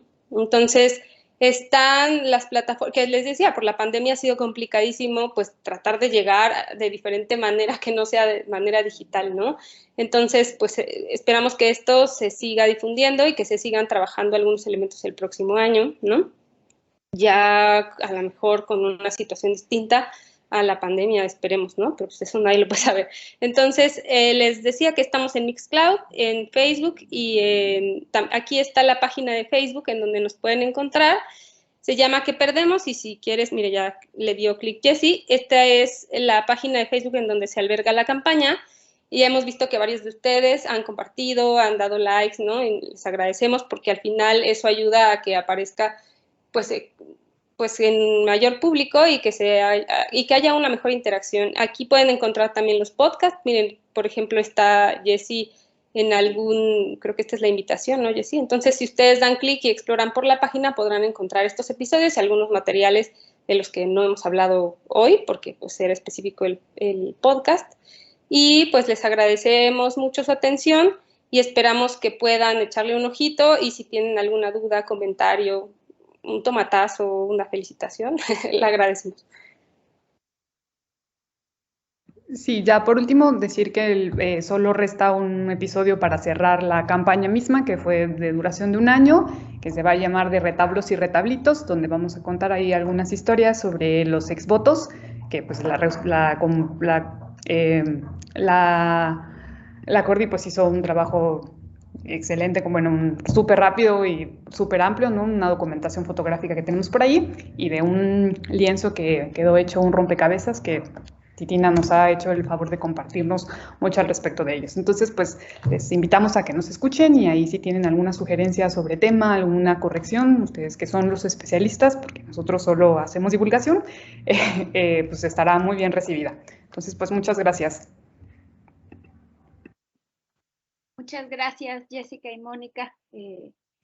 Además del contenido, que es muy interesante, el diseño de todo lo que han trabajado, creo que tiene un cuidado, o sea, la campaña tiene todo un diseño atrás, ¿no? Y una imagen que es lo que buscamos como reforzar, ¿no? Y la idea es que vaya permeando en los diferentes materiales que han estado diseñando. Muchas felicidades por su presentación. Le doy primero la palabra a Mari Carmen, y después plantearía yo una pregunta que ya por allí empezaron a responder de Katia. Adelante, Mari Carmen. Gracias, Talía, por la entrada. Bueno, pues miren, la verdad, a mí todo el trabajo que han hecho tanto Mónica como Jessica, y obviamente el equipo de María Eugenia con Oscar, y ahora también nos mencionaban a Gabriel y a Carlos Molina, pues a mí me parece que ha sido de suma importancia para este programa que nos hemos pues dispuesto a realizar gracias a la donación de la Embajada de Estados Unidos, que no es cualquier cosa. Algo que comentó Jessica me pareció muy interesante, tuvo que aprender a hacer guiones, ¿no? Yo creo que también están haciendo un esfuerzo inmenso, porque el participar con las voces y la actuación, pues es también algo que uno puede traer, o si no, ir pues implementando sobre la marcha, y pues no siempre las cualidades histriónicas a todos se nos dan, ¿no? Entonces, me parece que como están funcionando, es un equipo muy valioso, lo están haciendo muy bien. Efectivamente, además, con la seriedad que se requiere, con la búsqueda de información para que lo que se presenta tenga un respaldo y no sea algo pues que pueda incluso a nivel institucional pues complicarnos, porque obviamente son temas delicados, el robo de arte sacro o el robo de estos bienes arqueológicos, pues tienen que estar metidos en asuntos legales que a veces incluso los procesos todavía están en marcha. Entonces, de verdad, yo lo agradezco mucho. A mí me divierte escucharlos, porque además a mí siempre me ha gustado la radio. Me recuerdo cuando era chica y oía estas radionovelas, ¿no? Pero bueno, en fin, los felicito. Muchas gracias. No sé si Mónica y Jessica quisieran allí agregar algo? No, pues que está padre, como dice Mari Carmen, la experiencia, ¿no? O sea, había veces que yo decía, ay, ¿en qué momento voy a grabar yo, no? Y pobre Oscar, o sea, así como, a ver, repítanlo, la verdad es que es muy paciente, ¿no? Noé ha participado también, o sea, le damos lata así de, oye, Noé, por favor, déjanos grabar, ¿no? En la biblioteca y siempre dispuesto, o sea, es chiquito el equipo que opera técnicamente, pero el apoyo ha sido muy grande, ¿no? O sea, de muchas personas, incluso Atahualpa Espinosa, pues también ha seguido apoyando a Jessie para, digo, yo tampoco sabía que hacer una campaña, ¿no? Ya vieron, pues venía en museo, ¿no? O sea, como que es mucho el interés y las ganas que tenemos y de verdad lo hacemos con mucho gusto, ¿no? Pero da gusto también que las personas que están alrededor de eso lo hagan posible, ¿no? Y creo que cada vez más, al menos en mi experiencia que tengo en la Cordi, se ha notado el apoyo hacia el área de enlace y comunicación, ¿no? O sea, ha habido un cambio muy grande, yo lo he visto desde que llegué ahora, como en los especialistas que son ustedes, ¿no? En cuanto a pásenos esta información, ya no somos tan cuestionados, ¿no? O sea, es más, casi no, ya te dicen, sí, toma, ¿no? Antes era un poco más, pues digamos, difícil conseguir información. La verdad es que es mucho más fácil y eso aliviana mucho el trabajo. Y muchas gracias. Qué bueno, Mónica. Muchas gracias. Pues hay felicitaciones en el chat. Carmen Noval, Claudia Sánchez, Norma, les parece que es un proyecto muy interesante, les aplauden. Hay una pregunta de Katia que me gustaría que respondan y después le daría la palabra a Berta. Katia les pregunta, bueno, no había visto, Naya Ramírez los felicita también y nos pregunta Katia que, o sea, específicamente del episodio del Museo de Antropología, pero bueno, en realidad todos, si se pueden ver por la plataforma del INA, del Facebook, quizás allí si pueden explicarles como con más detalle, ¿no? O sea, porque cada uno, la mecánica nada más también es al expongo, todos los materiales se comparten en la página del Facebook, que es como nuestro sitio donde salen las primicias, ¿no? O sea, donde está el video que sacamos, allí se publica la infografía. Allí también se publican los podcasts, pero los podcasts en realidad se escuchan en plataformas. Entonces, no sé, Jessica o Mónica, si pudieran explicar para que la gente pueda, ya están allí los links, pero para explicarles cómo pueden acceder a estos episodios. Ok, sí, aquí en el chat está una liga que es como al canal de Spotify, en donde están todos los episodios que hemos hecho. Y en específico ya puse sobre el episodio de Fachada de Placeres. Lo pueden tanto buscar como en Spotify, también están en Mixcloud. En Mixcloud no los pongo completos porque el INA no tiene como un canal específico, sino más bien hay que entrar con las ligas que generan para cada uno de los episodios, pero todos se pueden encontrar en la página de Facebook. Entonces, por si no tienen Spotify, es posible utilizarlos desde Mixcloud sin necesidad de tener una cuenta específica para ellos. También pusimos ahí en el chat la liga a la página de Facebook. De Facebook. Y ahí está todo. Gracias. Berta, adelante. Sí, muchísimas gracias por darme la palabra. Realmente es un equipo que ha estado trabajando, que se ve que es ardua su trabajo. Muchísimas felicidades. Sí, ciertamente, como ya han señalado, como señaló Mari Carmen, es un tema muy delicado en algunas cuestiones, ¿no? Y yo quería preguntarles, en el caso de...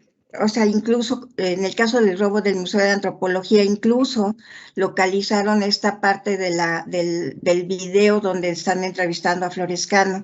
Y quería preguntarles si además también mencionan el acuerdo por el que se establecen las normas mínimas de seguridad para la protección y resguardo del patrimonio cultural que albergan los museos, que fue está en el diario oficial del 19 de febrero de 1986 y que realmente fue como consecuencia del robo.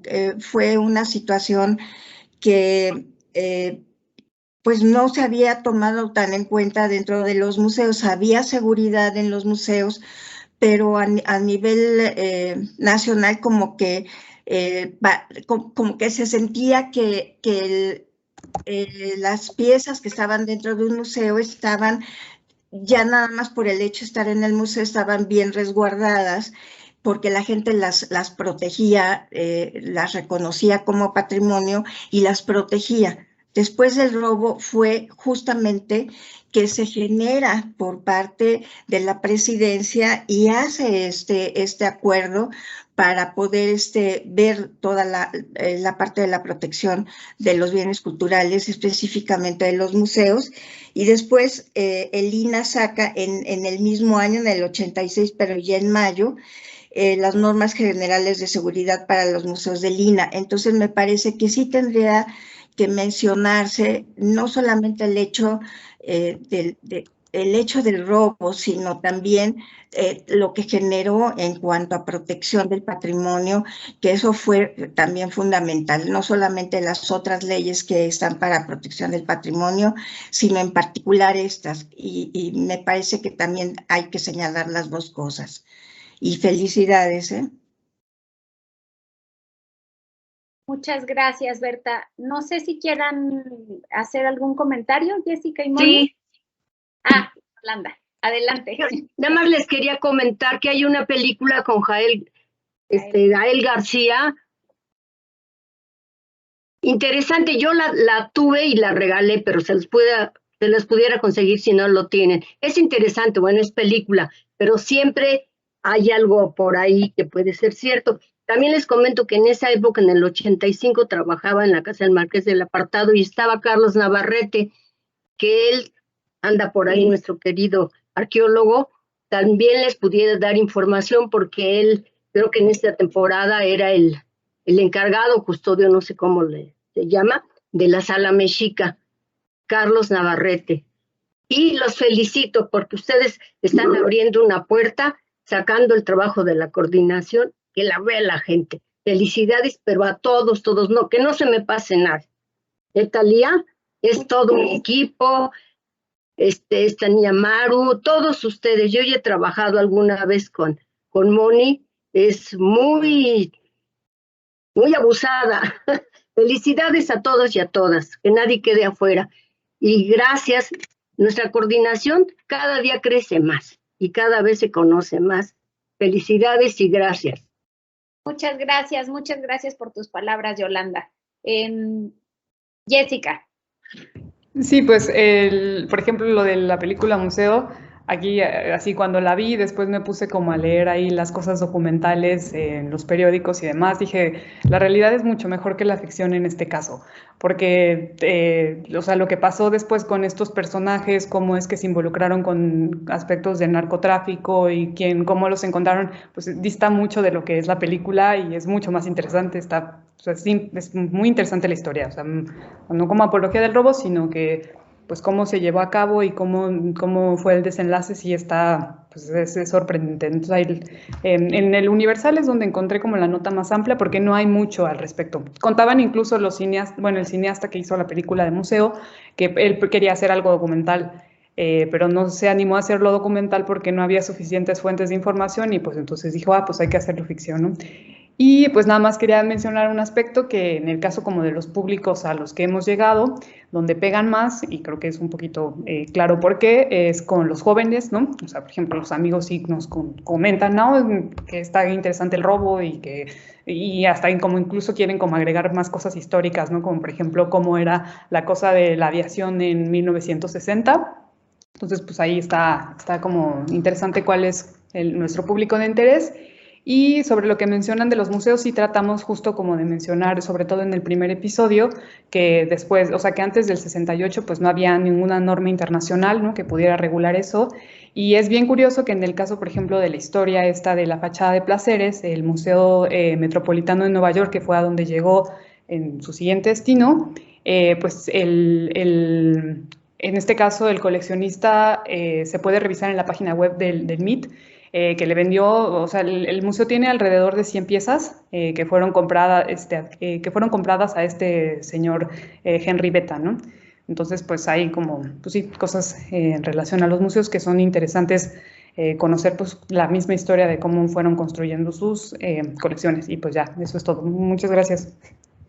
Muchas gracias, Jessica. Yo nada más, antes de darle la palabra a Mari Carmen y leer una pregunta de Carmen Noval, nada más sí quisiera agradecer el comentario que haces, Berta, estas referencias de cómo a partir de ciertos sucesos, ¿no? Se van generando, entender cómo van surgiendo estos documentos, ¿no? El tema de la protección en los museos, pues yo no sabía, por ejemplo, que había sido derivado de este robo, ¿no? Entonces creo que es un elemento para nosotros, creo que es interesante para allí tomarlo en cuenta. Te agradezco el comentario. Le daría la palabra a Mari Carmen y después leemos la pregunta de Carmen para ir cerrando. Sí, gracias, Talía. Pues justo era esto, ¿no? Señalar lo que había dicho Berta, que a mí también me parece muy interesante, que a lo mejor a veces vale la pena pues socializar un poco los temas que vamos a tratar, porque igual muchos de nosotros, ya nada más por la simple edad que tenemos, podemos tener información sobre lo que sucedió, porque al final del día, a lo mejor ustedes en el 86 pues eran, no sé, incluso si eran unas bebés o unos niños, pero bueno, nosotros lo escuchamos a viva voz. Sí, exacto. Entonces sí es importante a veces decir, oye, pues, ¿quién tiene información sobre este tema? Independientemente de todo este trabajo que pues a mí me parece muy bueno que hace Jessica de estar recuperando todo esto, casi un trabajo de archivo, ¿no? Felicidades. Gracias, Mari Carmen. Yo para cerrar ese tema que comentas, sí quisiera decir, y eso ya lo dijeron, pero subrayarlo, ¿no? La elaboración de estos materiales, hay un equipo que está ahí al frente, ¿no? O sea, bueno, ahorita están presentando Mónica y Jessica, ya dijeron quienes participan activamente, Maru, Oscar, ¿no? Parte del equipo de comunicación y enlace, pero evidentemente para poder elaborar estos materiales, pues hay un trabajo allí de vinculación con otras instancias, con compañeros, con colegas dentro de la coordinación, dentro de la Escuela de Restauración, pero también con otras instancias que nos apoyan para poder recopilar la información. Creo que ese trabajo, pues, hay que reconocerlo, ¿no? O sea, para poder elaborar estos materiales, pues hay muchas personas nos apoyan, aportan, los chicos de la fototeca, aunque los podcasts no ocupan materiales, en ocasiones necesitamos ir a hacer consultas en archivo, en fototeca, ¿no? Entonces, pues agradecer, no los estamos nombrando a todos, pero agradecer ese trabajo. Y como decía Yolanda, pues creo que hay una intención muy grande de divulgar, ¿no? De trabajar con la sociedad, en este caso, en los programas de prevención de tráfico ilícito, pues hay una línea que es importantísima, que es la educación y la comunicación con la sociedad, ¿no? Y creo que en nuestro país sí es necesario concientizar lo que significa el robo de patrimonio cultural y las implicaciones que esto tiene, porque creo que en general pareciera que es un problema menor, y no lo es. Las implicaciones económicas, sociales que tiene el tema del robo son muy importantes. Y para eso hay que estar contando, hay que estar exponiendo, y creo que estos materiales se exponen de una manera pues bastante completa, casos emblemáticos. Ahora los que elegimos, como lo dijeron, tienen la intención, tienen diferentes temas allí que se abordan, pero uno también es subrayar que se puede recuperar el patrimonio, cómo se pueden hacer estos procesos, ¿no? Y qué elementos allí son importantes para poder concretar la recuperación del patrimonio, ¿no? Y Carmen nos pregunta que ahora que termina la campaña, porque, bueno, es un proyecto que tiene un plazo, ¿no? Con la Embajada de Estados Unidos, si va a continuar el proyecto. No sé si ustedes quieran comentar algo, Mónica, Jessica. Yo, si quieren, le complemento. Yo sí, solo rápido. Quiero también decirles que ya se nos andaba pasando. Es verdad, Maru me recuerda que en el canal de YouTube también los videos, o sea, bueno, que están producidos de la campaña, digo, no era el tema, pero sí están ahí también los audios en el canal de YouTube de la coordinación. Y también es cierto que que en la página del INA publican los episodios y los materiales también cuando recién salen en nuestra página de Facebook, ¿no? Entonces, sí hay ya, pues al menos 3 lugares donde se publican o se difunden también estos materiales, ¿no? Entonces, bueno, ahorita si Carmen le da tiempo y me quiere hacer el favor, es que no puedo, he intentado copiar el link, pero de YouTube aquí al chat para que puedan encontrar ahí también los audios, ¿no? Digo, es que la plataforma de YouTube pues se suben ahí porque la tenemos, ¿no? Pero en realidad pues Spotify y Mixcloud son las idóneas para tener resguardados estos audios, ¿no? Pero aquí también los pueden encontrar y es muy valiosa la participación de Carmen, que también luego estamos ahí. Carmen, por favor, ayúdanos como ahora, ¿no? Entonces, te lo agradecemos mucho también y pues ya, creo que de mi parte sería todo. Muy bien. Pues yo a la pregunta expresa, el proyecto, como saben, es un proyecto que tiene financiación de la Embajada de Estados Unidos. El proyecto planteó etapas, un espacio temporal.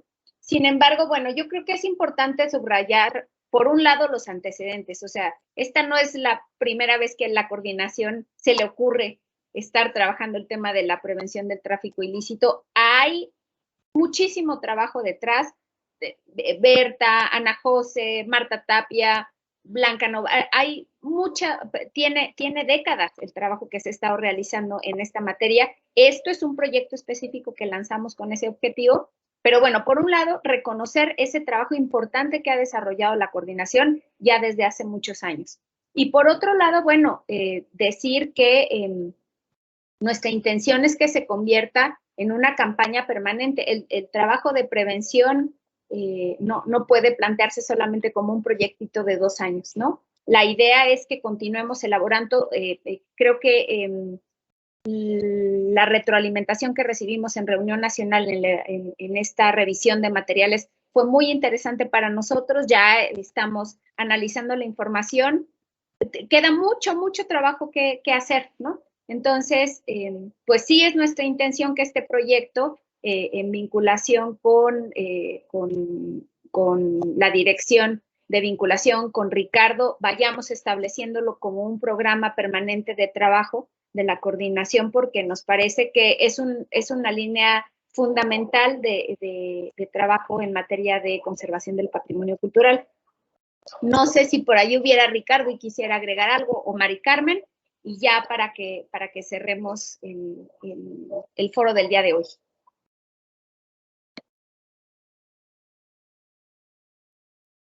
Adelante, Mari Carmen. No, decía que ya no, que muchas gracias, todo muy bien.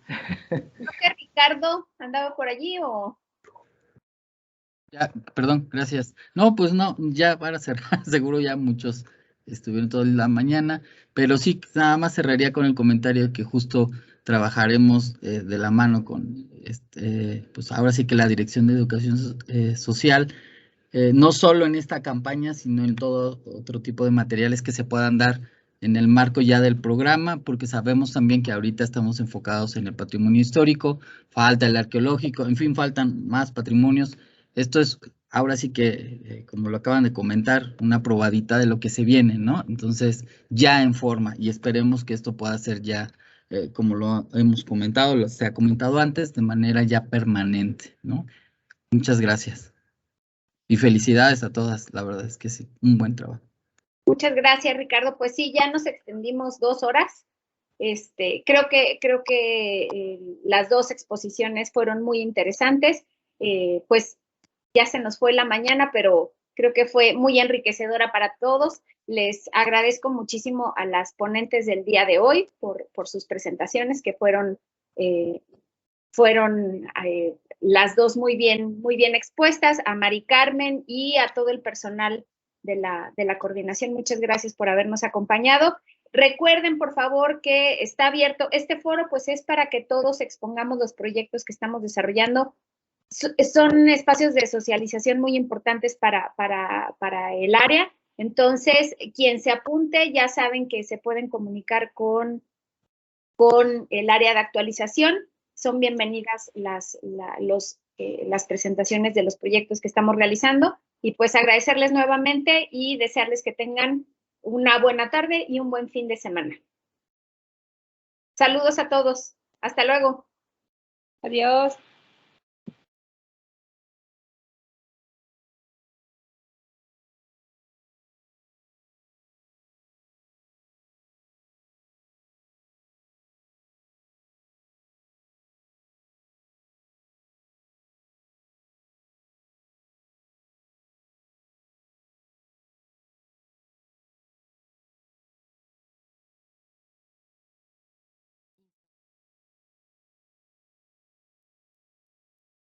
Gobierno de México.